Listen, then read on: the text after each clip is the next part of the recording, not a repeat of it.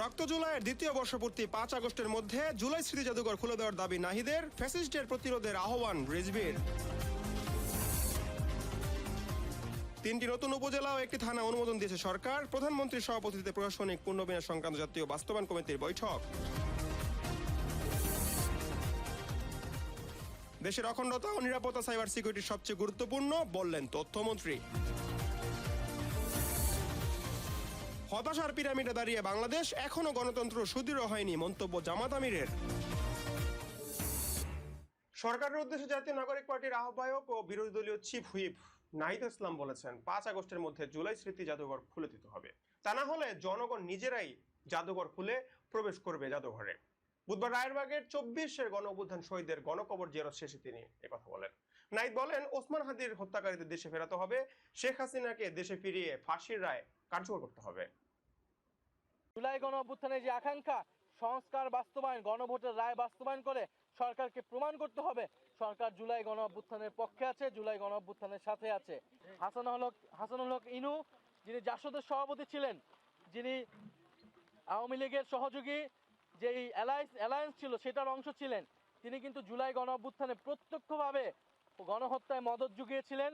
গণহত্যার যে সিদ্ধান্ত ছিল, শেখ হাসিনা যিনি প্রধান সিদ্ধান্তকারী ছিলেন, তাকে সর্বাত্মকভাবে সহযোগিতা করেছেন। ফলে আমরা মনে করি তাকে যে 10 বছর করে 3টি মামলা সাজা দিয়েছে, এটা এনাফ নয়, এটা যথেষ্ট নয়। আমাদের আবেদন থাকবে রাষ্ট্রপক্ষ যাতে এটা আপিল করে এবং আমরা তার কঠোর থেকে কঠোর বিচার প্রত্যাশা করছি। জুলাই গণহত্যাকারী এবং ওসমান হাদির হত্যাকারী যারা ভারতে পালিয়ে রয়েছে, তাদেরকে দেশে এনে বিচারে কাঠগড়ায় দাঁড় করানো হবে এবং শেখ হাসিনার ফাঁসির রায় সেটি কার্যকর করা হবে। আমাদের যে মাসব্যাপী 36 দিনের যে কর্মসূচি, সেটি আজকে শুরু হতে যাচ্ছে এবং আপনারা ইতিমধ্যে জেনেছেন যে আমাদের পুরো মাসব্যাপী 36 দিন ব্যাপী ঢাকা এবং সারা দেশে আমাদের জুলাই গণ অভ্যুত্থান স্মরণে আমাদের কর্মসূচি থাকবে। আজকে ঐতিহাসিক পহেলা জুলাই যেদিন থেকে এই জুলাই গণ অভ্যুত্থানের সূত্রপাত হয়েছিল, আজকে জুলাই গণ অভ্যুত্থানের দ্বিতীয় বার্ষিকী আমরা শুরু করছি। এই বছর 2 বছর গণ অভ্যুত্থানের অতিবাহিত হয়েছে। আমরা আজকের এই পহেলা জুলাইতে আমরা আজকে এসেছি রায়েরবাজার সংলগ্ন জুলাই গণ অভ্যুত্থানের শহীদদের যে গণকবর রয়েছে, সেই গণকবরে কবর জিয়ারত করতে এবং তাদের প্রতি শ্রদ্ধা জ্ঞাপনের মাধ্যমে আমাদের যে মাসব্যাপী 36 দিনের যে কর্মসূচি, সেটি আজকে শুরু হতে যাচ্ছে। ফলে আমরা মনে করি তাকে যে 10 বছর করে 3টি মামলা সাজা দিয়েছে, এটা এনাফ নয়, এটা যথেষ্ট নয়। আমাদের আবেদন থাকবে রাষ্ট্রপক্ষ যাতে এটা আপিল করে এবং আমরা তার কঠোর থেকে কঠোর বিচার প্রত্যাশা করছি। এই সরকার আসার পরে মাত্র 2টি মামলার রায় আমরা পেয়েছি এবং তদন্ত কার্যক্রমে রিপোর্ট দাখিলে আমরা যথেষ্ট ধীরগতি দেখছি। ফলে আমরা আশা করব যে সরকার এবং ট্রাইব্যুনাল দ্রুত সময়ের মধ্যেই বিচার নিষ্পন্ন করবে এবং অলরেডি শেখ হাসিনার মামলার রায় হয়ে রয়েছে। আমরা আশা করব যে শেখ হাসিনাকে সহ জুলাই গণহত্যাকারী এবং ওসমান হাদির হত্যাকারী যারা ভারতে পালিয়ে রয়েছে, তাদেরকে দেশে এনে বিচারে কাঠগড়ায় দাঁড় করানো হবে এবং শেখ হাসিনার ফাঁসির রায় সেটি কার্যকর করা হবে। এবং শহীদ পরিবারদেরকে যেই প্রতিশ্রুতি দেওয়া হয়েছিল, তাদের আর্থিক সহায়তা, জুলাই যোদ্ধাদের পুনর্বাসন, সেই সকল কার্যক্রম যাতে যথাযথভাবে পালন করা হয়। আমরা যে কবরস্থানগুলো আজকে আসলাম এবং সারা বাংলাদেশে যে কবরস্থানের সংরক্ষণ করার একটা পরিকল্পনা ইন্টারিম গভর্নমেন্টের সময় নেওয়া হয়েছিল, কিন্তু এই কর্মসূচিটা পালন করা হয়নি, এই কার্যক্রমটা পালন করা হয়নি। ফলে আমাদের দাবি থাকবে যাতে কবরস্থানগুলো সংরক্ষণ। এদিকে 3টি নতুন উপজেলা ও 3টি থানা অনুমোদন দিয়েছে প্রশাসনিক পুনর্বিন্যাস সংক্রান্ত জাতীয় বাস্তবায়ন কমিটি। নতুন উপজেলা 3টি হলো চট্টগ্রামের ফটিকছড়ি উত্তর, কুমিল্লা বাঙ্গরা এবং ময়মনসিংহের দক্ষিণ গফরগাঁও। নতুন থানাটি হলো চট্টগ্রামের হালদা।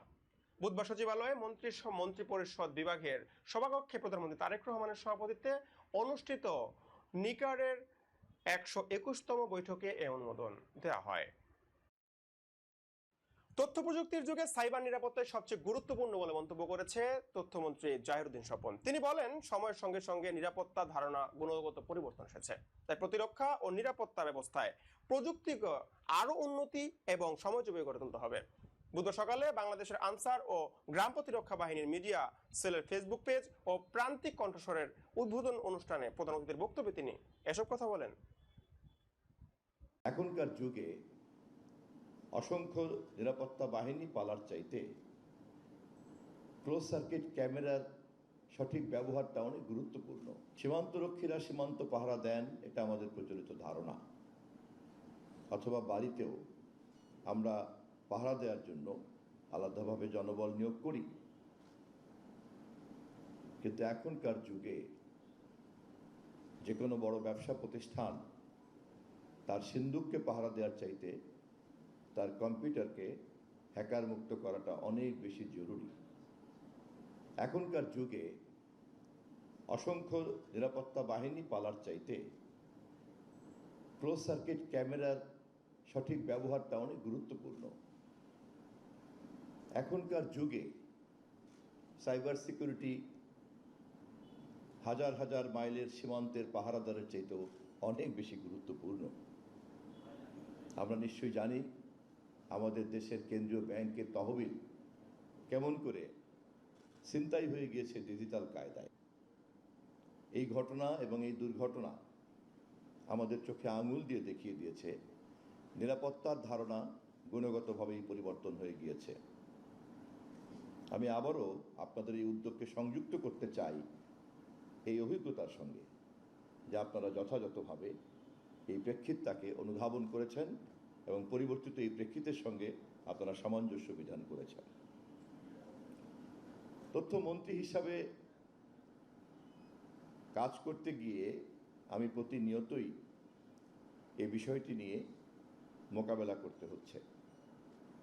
সবচেয়ে বড় চ্যালেঞ্জ হচ্ছে পুরনো মনোজগতের মানুষ আমরা যারা, তারা পরিবর্তিত এই পরিস্থিতিটাকে ভালো করে বুঝতে পারি না।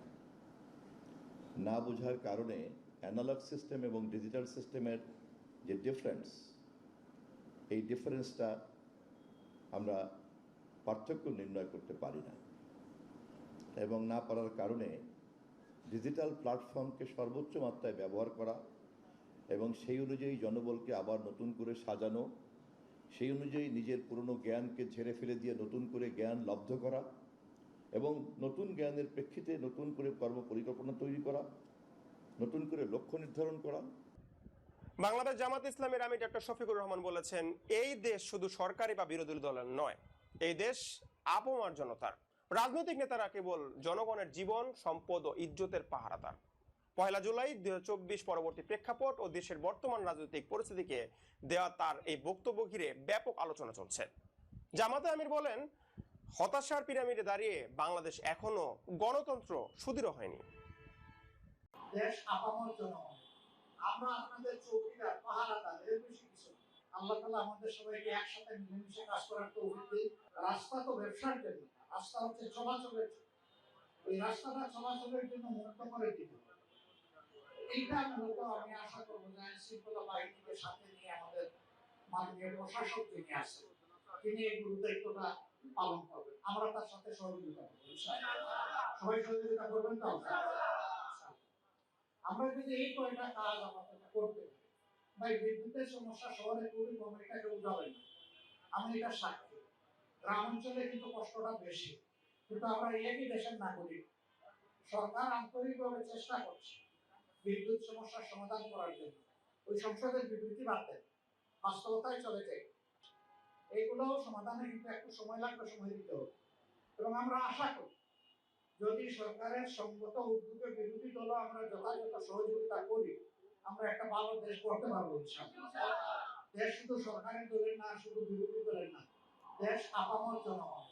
আমরা আপনাদের চৌকিদার, পাহারাদার, এর বেশি কিছু। আপনাদের জীবন, সম্পদ এবং ইজ্জতের আমরা হচ্ছে পাহারাদার। আমরা এই পাহারাদারিটা করতে চাই। আর আমি একটু মাপ চাচ্ছি, মাননীয় প্রধানমন্ত্রী যেন সারা দেশের দায়িত্ব পালন করেন, ঠিক আমার উপরেও বিরোধী দলীয় নেতা হিসেবে এইরকমই কাছাকাছি একটা দায়িত্ব, যার কারণে প্রতিদিন আমার পক্ষে আপনাদের কাছে আসা সম্ভব হয় না। যদিও আমার মন চায়, অন্তর চায়, অনুভব করি, কিন্তু যখনই সময় পাই আমি চলে আসি আপনাদের কাছে। তা আমিও আসবো, আপনারাও যাবেন। এইভাবে ইনশাল্লাহ মিলেমিশে আমরা কাজ করবো। এদিকে কুষ্টিয়া সীমান্তে বর্ডার গার্ড বাংলাদেশ বিজিবির ধারাবাহিক অভিযানে প্রায় 55 লক্ষ টাকা মূল্যের বিপুল পরিমাণ ভারতীয় মাদকদ্রব্য উদ্ধার করা হয়েছে। 47 বিজিবির অধিনায়ক লেফটেন্যান্ট কর্নেল রাশেদ কামাল রনি জানান, 30 জুন ও 1 জুলাই গাজীপুর সীমান্ত ও প্রাগপুর সীমান্তে পৃথক পৃথক অভিযান চালানো হয়। অভিযানে 14 বোতল ভারতীয় মদ, 7,200 পিস ডেক্সামেথাসন ও 10,940 পিস সিপ্রো হেপটাডিন ট্যাবলেট ও বিপুল পরিমাণ নিষিদ্ধ সিরাপ জব্দ করা হয়। উদ্ধারকৃত মাদকের আনুমানিক বাজার মূল্য 54,85,400 টাকা। সীমান্তে মাদকের বিরুদ্ধে বিজিবির এই কঠোর অভিযান অব্যাহত থাকবে বলেও জানানো হয়। দৌড় দিয়েছিলাম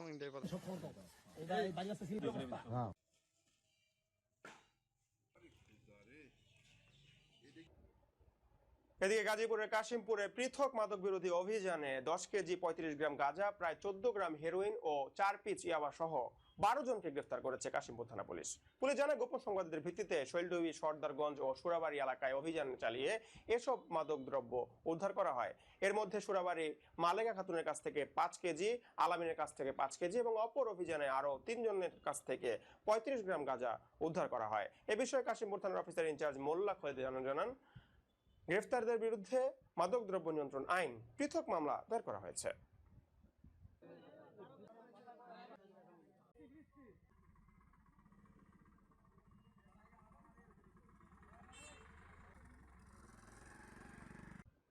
এবার অন্যান্য সংবাদ।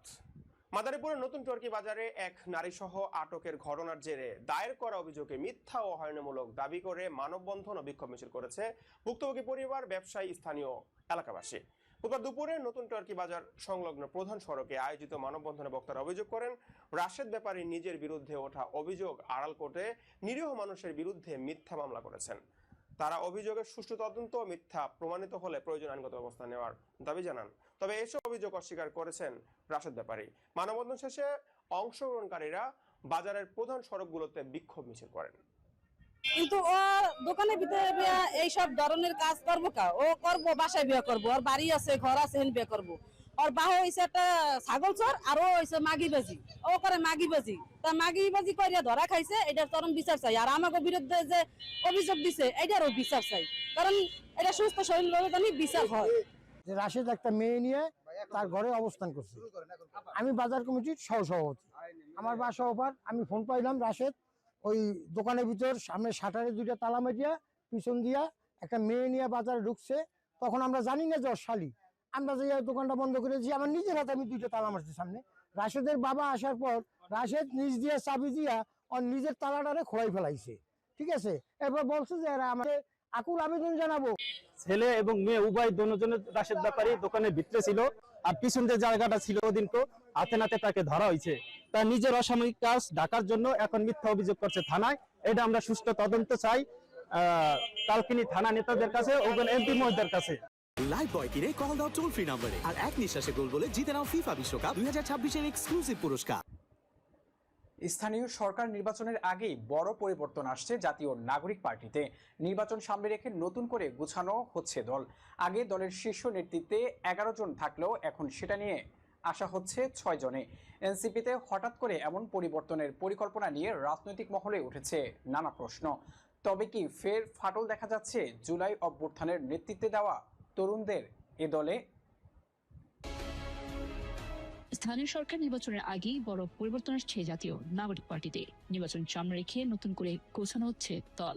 আগে দলের শীর্ষ নেতৃত্বে 11 জন থাকলেও এখন সেটা নিয়ে আসা হচ্ছে 6 জনে। এনসিপিতে হঠাৎ করে এমন পরিবর্তনের পরিকল্পনা নিয়ে রাজনৈতিক মহলে উঠছে নানা প্রশ্ন। তবে কি ফের ফাটল দেখা যাচ্ছে জুলাই অভ্যুত্থানের নেতৃত্বে দেওয়া তরুণদের এই দলে? যদিও দলের নীতি নির্ধারণী পর্যায়ের সূত্র বলছে জুলাই মাসের শুরুতেই কেন্দ্রীয় পর্যায়ে এই পরিবর্তন আসতে যাচ্ছে।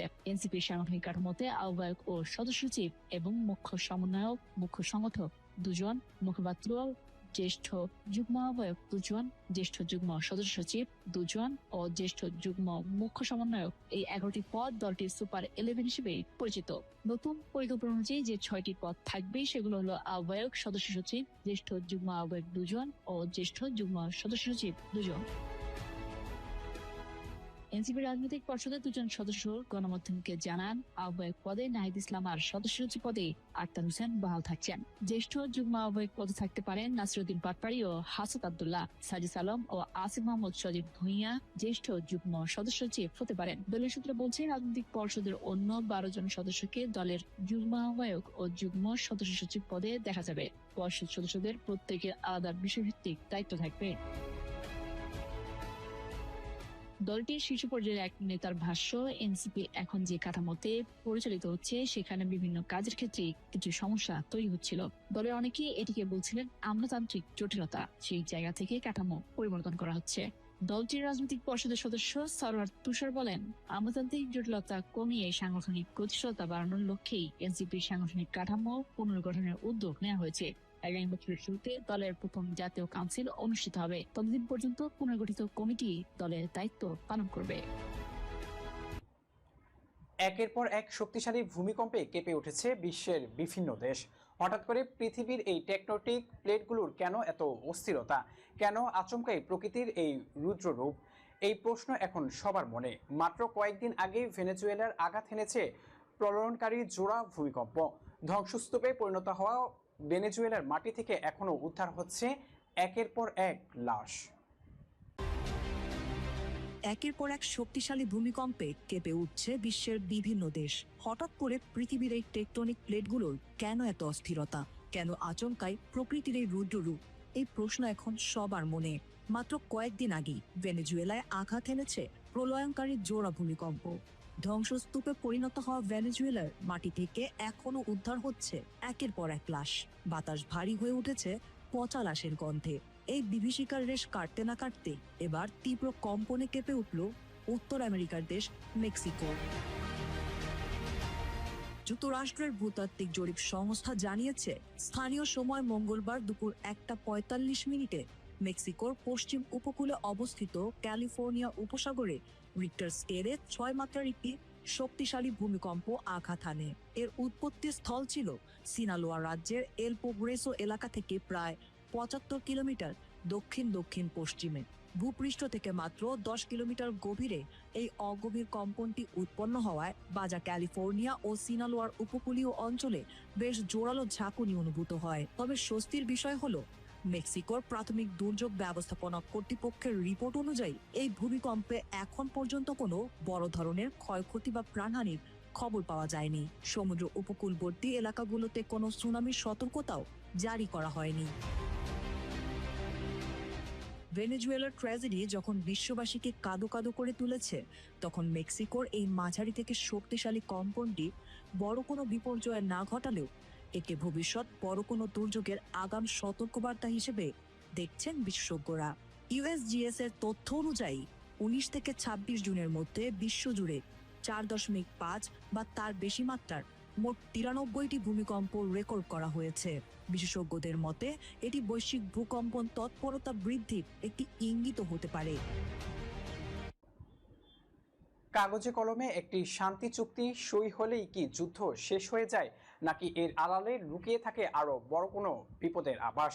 মধ্যপ্রাচ্যের রাজনীতিতে শান্তির যে নতুন ছক তৈরি করা হয়েছে তার উপর দিয়ে দেখতে ভালো হলো, ভেতরে আসল চেহারাটা কিন্তু বেশ জটিল। দুই চিরশত্রু দেশের মধ্যে হওয়া সাম্প্রতিক এক চুক্তি আপাতদৃষ্টিতে যুদ্ধ থামানোর কথা বললেও বাস্তবে তা একটি গোটা দেশকে নতুন করে যেন চরম অশান্তির দিকে ঠেলে দিয়েছে। কাগজে কলমে একটি শান্তি চুক্তি সই হলেই কি যুদ্ধ শেষ হয়ে যায়, নাকি এর আড়ালে লুকিয়ে থাকে আরো বড় কোনো বিপদের আভাস? মধ্যপ্রাচ্যের রাজনীতিতে শান্তির যে নতুন ছক তৈরি করা হয়েছে তা ওপর দিয়ে দেখতে ভালো হলেও ভেতরে আসল চেহারাটা কিন্তু বেশ জটিল। দুই চিরশত্রু দেশের মধ্যে হওয়া সাম্প্রতিক এক চুক্তি আপাত দৃষ্টিতে যুদ্ধ থামানোর কথা বললেও বাস্তবে তা একটি গোটা দেশকে নতুন করে যেন চরম অশান্তির দিকে ঠেলে দিয়েছে। যুক্তরাষ্ট্রের মধ্যস্থতায় লেবানন ও ইসরায়েলের মধ্যে বহুল আলোচিত ওয়াশিংটন চুক্তি সই হলেও তা শান্তি আনার বদলে নতুন করে যেন সংঘাতের পথ তৈরি করেছে। 14 দফার এই চুক্তিতে লেবানন সেনাবাহিনীর হাতে সীমান্ত এলাকার নিরাপত্তা দেয়া এবং ইরান সমর্থিত গোষ্ঠীকে সম্পূর্ণ নিরস্ত্র করার শর্ত রাখা হয়েছে। তবে চুক্তি সই হতে না হতেই ইসরায়েলের প্রতিরক্ষা মন্ত্রী ইসরায়েল কাটস স্পষ্ট জানিয়ে দিয়েছেন, ইরান সমর্থিত গোষ্ঠী অস্ত্র না ছাড়া পর্যন্ত দক্ষিণ লেবানন থেকে তাদের সেনারা 1 মিলিমিটারও সরবে না। অন্যদিকে ইরান সমর্থিত গোষ্ঠী এবং লেবাননের বেশিরভাগ রাজনৈতিক দল এই চুক্তিকে সরাসরি প্রত্যাখ্যান করেছে অপমানজনক ও ইসরায়েলি দখলদারিত্ব টিকিয়ে রাখার মার্কিন ষড়যন্ত্র বলে। বিশ্লেষকদের মতে, যে গোষ্ঠীকে ইসরায়েলি বাহিনী দমাতে পারেনি, লেবানন সেনাবাহিনীর পক্ষে তাদের নিরস্ত্র করা অসম্ভব। ফলে এই শর্তটি আসলে ইসরায়েলকে লেবাননের মাটিতে স্থায়ীভাবে থাকার একটি আইনি সুযোগ করে দিয়েছে। এই চুক্তি নিয়ে লেবাননের ভেতরে বর্তমানে তীব্র কোন্দল শুরু হয়েছে। লেবাননের স্পিকার নবি বেরিস সতর্ক করে বলেছেন, এই চুক্তির আসল বিপদ হলো দেশের মানুষকে একে অপরের মুখোমুখি দাঁড় করিয়ে দেয়া। ফলে ওয়াশিংটন চুক্তি শেষ পর্যন্ত শান্তি আনবে নাকি লেবাননকে আরেকটি রক্তক্ষয়ী গৃহযুদ্ধের দিকে ঠেলে দেবে, সে আশঙ্কা এখন সব মহলে। দক্ষিণ এশিয়ার ভূ রাজনীতি ও আঞ্চলিক নিরাপত্তার এক নতুন কেন্দ্রবিন্দু এখন তিস্তা নদী। একদিকে বাংলাদেশ ও চীনের বিশাল পরিকল্পনা, অন্যদিকে ভারতের তীব্র উদ্বেগ। ভারতের অতি সংবেদনশীল চিকেন স্নেকের ঠিক পাশে কি তবে পা রাখতে চলেছে চীন?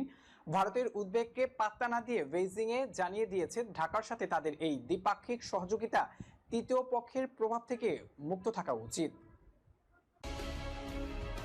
দক্ষিণ এশিয়ার ভূরাজনীতি ও আঞ্চলিক নিরাপত্তার এক নতুন কেন্দ্রবিন্দু এখন তিস্তা নদী। একদিকে বাংলাদেশ ও চীনের বিশাল পরিকল্পনা, অন্যদিকে ভারতের তীব্র উদ্বেগ। ভারতের অতি সংবেদনশীল চিকেন স্নেকের ঠিক পাশে কি তবে পা রাখতে চলেছে চীন?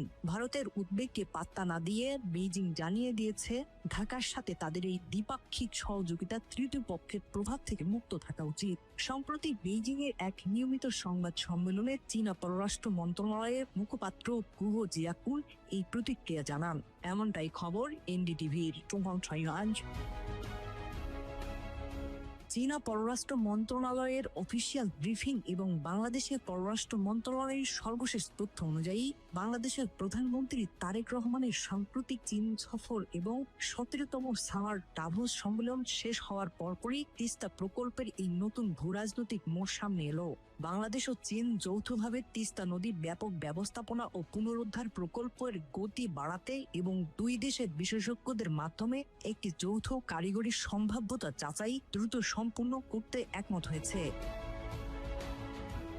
কিন্তু ঢাকার এই উদ্যোগে ঘুম হারাম দিল্লির। কেন? কারণ তিস্তা অববাহিকা ভারতের উত্তর পূর্বাঞ্চলের অত্যন্ত কাছাকাছি। বিশেষ করে ভারতের কৌশলগতভাবে সবচেয়ে দুর্বল শিলিগুড়ি করিডোর বা চিকেন স্নেক এর একদম পাশেই এই প্রকল্পের অবস্থান। এই সরু করিডোরটি ভারতের মূল ভূখণ্ডের সাথে তার উত্তর পূর্ব রাজ্যগুলোকে যুক্ত করেছে। ভারতের ভয়, এখানে চীনা প্রকৌশলী বা প্রযুক্তি উপস্থিতি তাদের জাতীয় নিরাপত্তার জন্য এক বিরাট হুমকি হয়ে উঠতে পারে।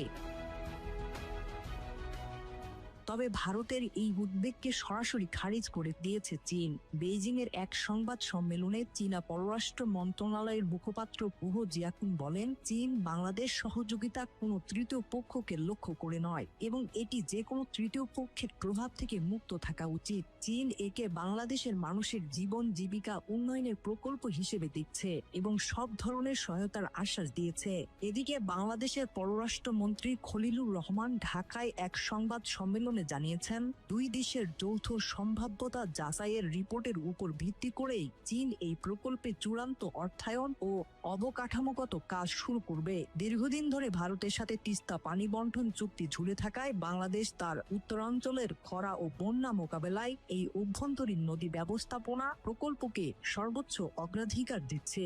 এর আগে বাংলাদেশ পানি উন্নয়ন বোর্ড এবং চীনের রাষ্ট্রায়ত্ত প্রতিষ্ঠান পাওয়ার চায়না এই প্রকল্পের সমঝোতা স্মারক সম্প্রসারণ করেছিল, যা এই চুক্তির মাধ্যমে চূড়ান্ত রূপ নিতে যাচ্ছে। মাউন্ট ফুজি কিংবা চেরি ব্লুজুমের দেশ জাপান বরাবরই ভ্রমণ পিপাসু আর কাজের সন্ধানে থাকা মানুষদের কাছে এক স্বপ্নের গন্তব্য।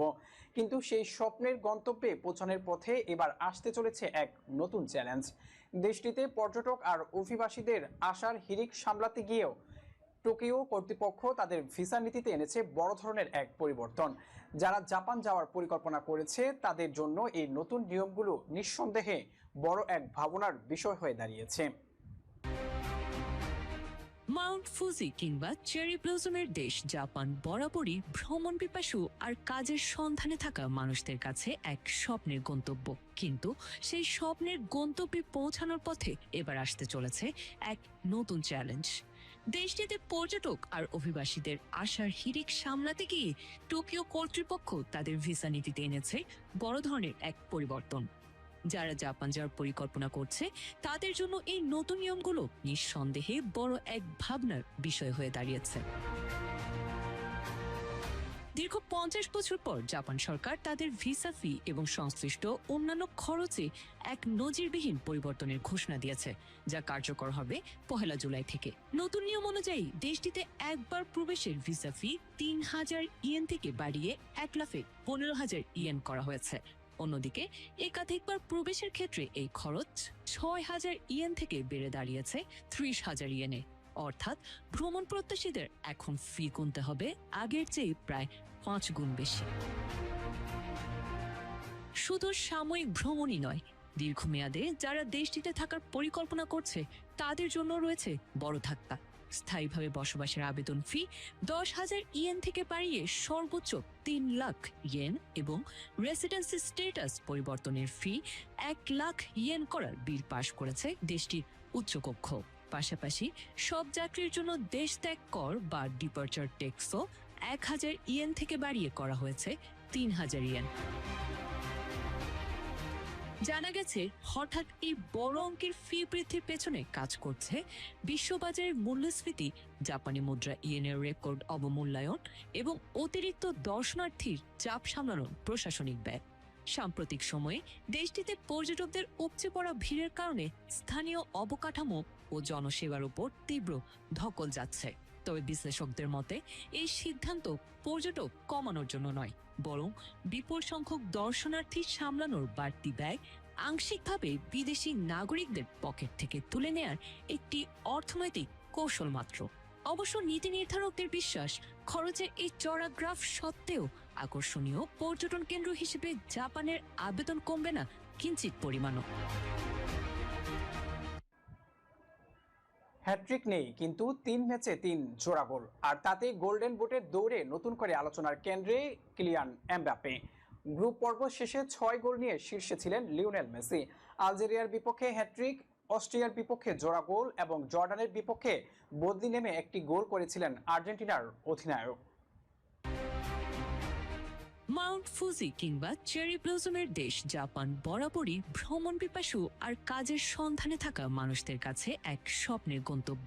কিন্তু সেই স্বপ্নের গন্তব্যে পৌঁছানোর পথে এবার আসতে চলেছে এক নতুন চ্যালেঞ্জ। দেশটিতে পর্যটক আর অভিবাসীদের আশার হিড়িক সামলাতে গিয়ে টোকিও কর্তৃপক্ষ তাদের ভিসা নীতিতে এনেছে বড় ধরনের এক পরিবর্তন। যারা জাপান যাওয়ার পরিকল্পনা করছে তাদের জন্য এই নতুন নিয়মগুলো নিঃসন্দেহে বড় এক ভাবনার বিষয় হয়ে দাঁড়িয়েছে। দীর্ঘ 50 বছর পর জাপান সরকার তাদের ভিসা ফি এবং সংশ্লিষ্ট অন্যান্য খরচে এক নজিরবিহীন পরিবর্তনের ঘোষণা দিয়েছে, যা কার্যকর হবে 1 জুলাই থেকে। নতুন নিয়ম অনুযায়ী দেশটিতে একবার প্রবেশের ভিসা ফি 3,000 ইয়েন থেকে বাড়িয়ে 1,15,000 ইয়েন করা হয়েছে। অন্যদিকে একাধিকবার প্রবেশের ক্ষেত্রে এই খরচ 6,000 ইয়েন থেকে বেড়ে দাঁড়িয়েছে 30,000 ইয়েনে।